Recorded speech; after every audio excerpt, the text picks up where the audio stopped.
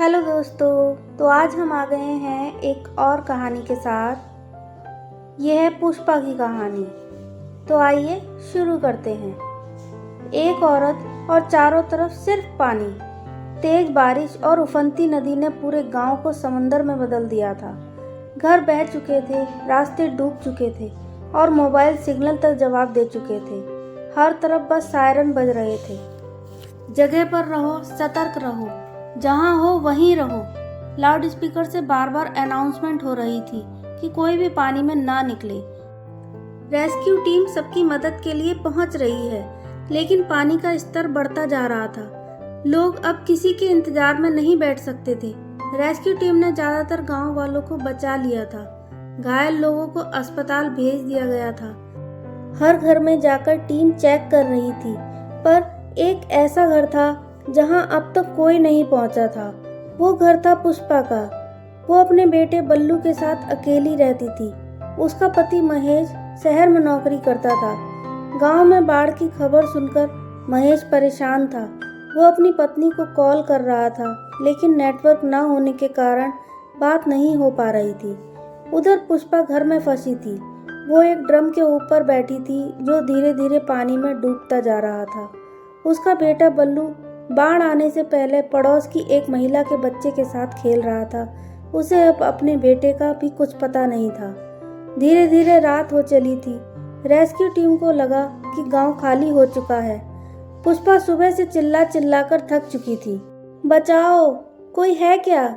लेकिन इतने शोर में किसी को उसकी आवाज़ सुनाई नहीं दे रही थी। रात के 2 बजे थे।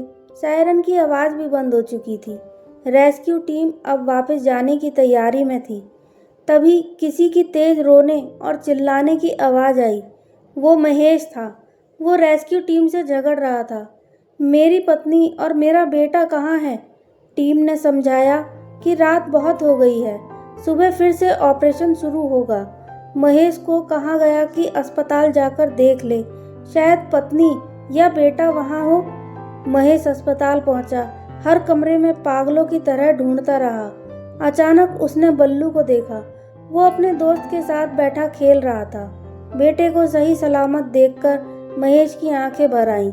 उसने गले से लगाकर पूछा, माँ कहाँ है बेटा?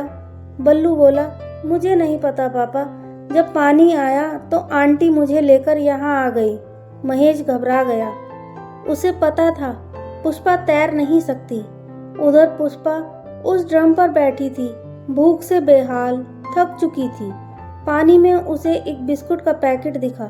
वो लेने के लिए झुकी। अचानक ड्रम हिला। उसे लगा पानी में कुछ है। उसने फोन की टॉर्च ऑन की और जैसे ही रोशनी पड़ी उसे 2 चमकती आंखें दिखी। वो मगरमच्छ था। पुष्पा ने डंडे से उसे भगाने की कोशिश की, पर वो ड्रम के आसपास ही मंडराता रहा। उसे समझ आ गया कि वो ज्यादा देर तक वहां नहीं रह सकती। तभी उसकी नज़र पानी में तैरती एक बड़ी प्लास्टिक की प्लेट पर पड़ी। उसने सोचा अगर वो वहां तक पहुंच जाए तो शायद बच सके। किसी तरह वो धीरे धीरे प्लेट तक पहुंची, लेकिन जैसे ही उस पर चढ़ी वो फिसल गई और पानी में गिर पड़ी। मगरमच्छ ने हमला कर दिया। वो चिल्लाई, तड़पी, फिर किसी तरह पास के पेड़ की टहनी पकड़ ली और ऊपर चढ़ गई। उसका हाथ खून से लथपथ था। वो दर्द से कराह रही थी, लेकिन अब कोई मदद नहीं थी। फिर सन्नाटा। सुबह के 5 बज चुके थे। रेस्क्यू टीम एक बार फिर गांव लौटी। नाव में इस बार महेश भी था। पुष्पा ने देखा नाव उसके घर की तरफ जा रही है। वो चिल्लाई, महेश महेश, मैं यहाँ हूँ। पर पानी का शोर इतना तेज था कि किसी ने नहीं सुना। नाव आधे रास्ते से ही मुड़ गई। महेश ने पीछे मुड़कर देखा। उसकी नजरें मिली। पुष्पा उम्मीद से देख रही थी, पर महेश कुछ नहीं बोला। वो चला गया। पुष्पा के अंदर कुछ टूट गया। वो पेड़ पर बैठी रही। 3 दिन बीत गए। भूख, प्यास, दर्द सब अब एक सा लगने लगा था। तीसरे दिन सुबह उसे पानी में एक मोटी लकड़ी दिखी। उसने तय किया अब वो खुद किनारे तक जाएगी। जैसे ही लकड़ी पास आई वो पेड़ से कूद पड़ी, लकड़ी पकड़ ली और तैरते तैरते आधा सफर पूरा कर लिया। वो किनारे के करीब थी, पर मगरमच्छ फिर आ गया। उसने पुष्पा पर हमला कर दिया। वो तड़प रही थी। तभी किनारे पर खड़े एक आदमी ने उसे देखा और दौड़कर उसे बचा लिया। उसे अस्पताल ले जाया गया। जब होश आया, अधिकारी ने पूछा, आप 3 दिन कहाँ थी? पुष्पा ने कहा, आप लोग मेरे घर के पास आए थे पर मुड़ गए। मेरा पति भी साथ था, उसने क्यों नहीं देखा मुझे? अधिकारी ने कहा, आपके पति ने कहा था कि आपका घर डूब चुका है, आप तैरना नहीं जानती, इसलिए बचने की उम्मीद नहीं थी। वो अपने बेटे के साथ शहर चला गया। पुष्पा के पैरों तले जमीन खिसक गई। उसने पूछा, मेरा बेटा कहाँ है? अधिकारी ने कहा, वो अस्पताल में है, अपने पिता के साथ। पुष्पा तेजी से उसके कमरे की तरफ गई। अंदर देखा, महेश एक औरत के साथ बैठा था। वो उसकी दूसरी पत्नी थी। वो दोनों बल्लू के साथ शहर जाने की बात कर रहे थे। पुष्पा ये सब बाहर से सुन रही थी।